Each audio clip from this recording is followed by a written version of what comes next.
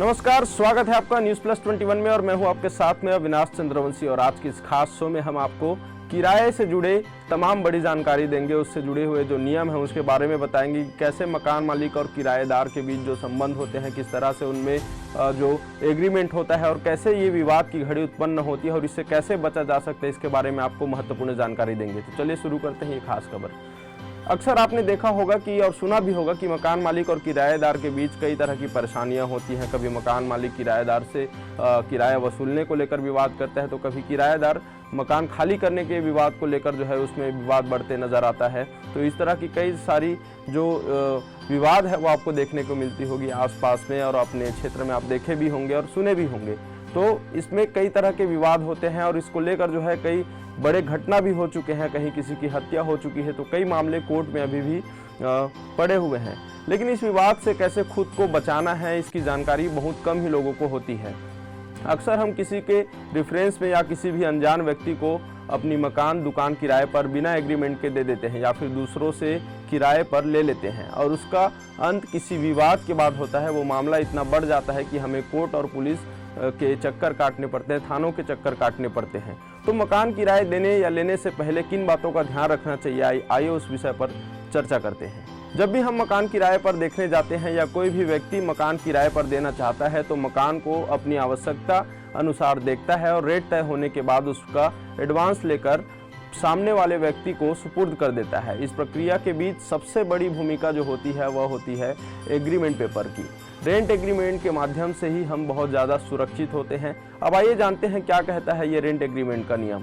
किराएदार और मकान मालिक के बीच जब रेंट एग्रीमेंट होता है तो इसी के साथ यह तय हो जाता है कि निश्चित अवधि के लिए किराएदार का मकान के एक तय हिस्से पर हक होगा, यानी जिस हिस्से को किराए पर दिया गया है वहाँ मकान मालिक नहीं बल्कि वह व्यक्ति रहेगा जिसे किराएदार की अनुमति मिली हो।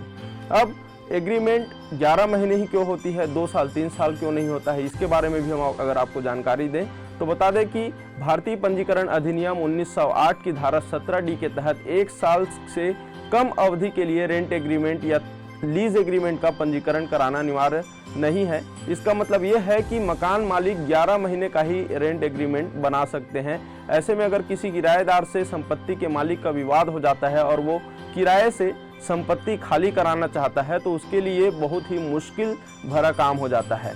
थोड़ी सी चूक की वजह से संपत्ति के मालिक को अपनी ही संपत्ति के लिए वर्षों तक कानूनी लड़ाई लड़नी पड़ती है। इसलिए 11 महीने का ही रेंट एग्रीमेंट बनाया जाता है। सिक्योरिटी डिपॉजिट से संबंधित अगर हम बात करें, यानी कि एडवांस की अगर बात करें तो उसकी क्या सीमा होती है, कितना एडवांस लेना नियम में लिखा होता है, तो इसके बारे में अगर बात करें तो इस अधिनियम में किराएदार की एडवांस सिक्योरिटी डिपॉजिट जो होती है उसको आवासीय उद्देश्यों के लिए अधिकतम 2 महीने के किराए और गैर आवासीय उद्देश्यों के लिए अधिकतम 6 महीने तक का सीमित किया गया है। तो 6 महीने का एडवांस आपको देना पड़ सकता है अगर आपका जो किराया है, जो मकान है या जो बिल्डिंग है, जो दुकान है, वो अगर आवासीय नहीं है तो उसमें 6 महीने तक का आपको देना पड़ेगा। लेकिन अगर आप रेसिडेंशियल आप रहना चाहते हैं वहाँ पर, तो वहाँ आपको 2 महीने तक का एडवांस मकान मालिक आपसे ले सकता है। अब अगली बात, बड़ी बात यह है कि रेंट बढ़ने को लेकर कई तरह की समस्या होती है। कभी कभी आप दुकान या मकान किराए में लेते हैं या लोकेशन अच्छा होता है तो 6 महीने 4 महीने या साल भर में ही मकान मालिक रेट बढ़ाने लग जाते हैं और रेट इतना बढ़ जाता है कि दुगना तिगुना हो जाता है, जिससे किराएदार को बहुत सारी समस्या होने लग जाती है। फिर तुरंत घर खाली करना, नया मकान ढूंढना और फिर वहाँ सेटल होना, उसमें भी बहुत सारी समस्या होती है। तो इससे जुड़े भी अगर हम आपको जानकारी दे रहे हैं, बता दें कि रेट बढ़ने से पहले बहुत से नियम है, उसको जानना आपका ज़रूरी है। आपको बता दें कि नए कानून के मुताबिक किराएदार को सिक्योरिटी मनी 2 महीने के किराए से ज़्यादा नहीं हो सकती है। वहीं किराया बढ़ाने के लिए कम से कम 3 महीने पहले मकान मालिक को किराएदार को नोटिस देना होगा, उन्हें जानकारी देनी होगी। अगर उन दोनों के बीच सहमति अच्छी है, अगर उनका संबंध अच्छा है, तो हो सकता है किराए में इजाफा भी ना हो या फिर वो पहले से ही अपने आप से आपसी संबंधों के आधार पर सहमति प्रदान कर सकते हैं, एक दूसरे की मदद कर सकते हैं ताकि वो किराया ना बढ़े या फिर किसी भी तरह का उसमें किराए को लेकर विवाद ना हो। अब अगली जो सबसे बड़ी बात यह है कि किराए के मकान पर कब्जा। कई तरह के ऐसे कोर्ट में केस पड़े हुए हैं, कई तरह के कोर्ट में ऐसे मामले जाते हैं, पुलिस थानों में मामले जाते हैं जहां पर ये विवाद अक्सर देखने को मिलता है कि कोई व्यक्ति अच्छे संबंध होने के साथ साथ लंबे समय तक किसी के मकान में किराए पर रहते हैं, यानी कि 10 वर्ष, 12 वर्ष, 15 वर्ष, कभी कभी 20 वर्ष तक लोग एक ही मकान में किराए में रहते हैं। और वैसी स्थिति में एक जो बड़ा समस्या निकल कर आता है कि वो मकान को जो है किराएदार कब्जा करना चाहता हो या उसकी मानसिकता वैसी होती है। तो वैसे तो कभी कभी किसी भी किराएदार का मकान मालिक की संपत्ति पर हक नहीं होता है, लेकिन कुछ परिस्थितियों में किराए पर रहने वाला व्यक्ति उस पर अपना हक जाहिर कर सकता है। लेकिन ट्रांसफर ऑफ प्रॉपर्टी एक्ट के अनुसार एडवर्स पोजेशन में ऐसा नहीं होता है, और इसमें जिस पर संपत्ति का कब्जा होता है वो उसे बेचने का अधिकारी भी होता है। यानी अगर कोई 12 साल तक किसी संपत्ति पर एडवर्स पोजेशन रखता है तो उसे संपत्ति पर अधिकार मिल जाता है। उदाहरण के लिए अगर हम समझे तो जैसे किसी व्यक्ति ने अपने जानकार को अपनी प्रॉपर्टी रहने के लिए दे रखी है और वो वहाँ 11 साल से ज़्यादा साल तक समय तक रह रहा है, तो वह व्यक्ति उस संपत्ति पर अधिकार जमा कर सकता है। इसके उलट में अगर कोई किराएदार है और मकान मालिक समय समय पर रेंट एग्रीमेंट बनवा रहा है तो उन्हें कोई दिक्कत नहीं होगी।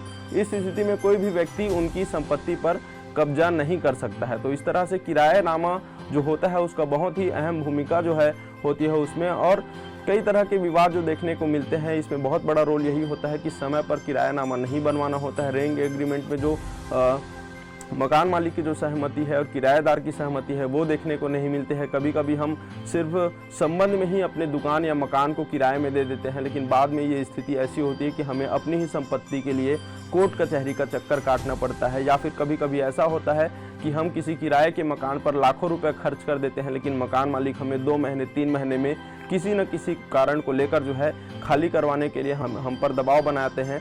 तो ऐसी स्थिति में रेंट एग्रीमेंट एक बड़ी सुरक्षा के रूप में आपके सामने आती है।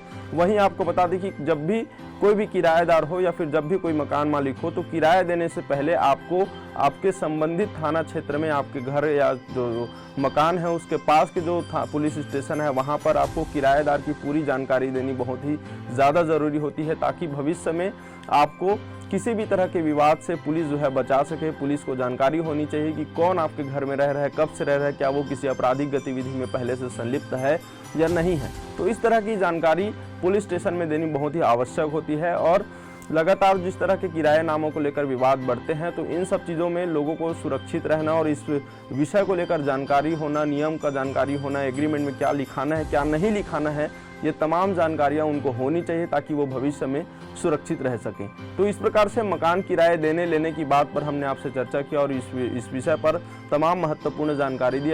यदि आपको लगता है कि वीडियो आपके काम की है या फिर आसपास के आपके लोगों को कुछ मदद पहुंचा सकते हैं तो इस वीडियो को शेयर जरूर करें। तब तक के लिए देखते रहें न्यूज़ प्लस 21, आपके हक की बात।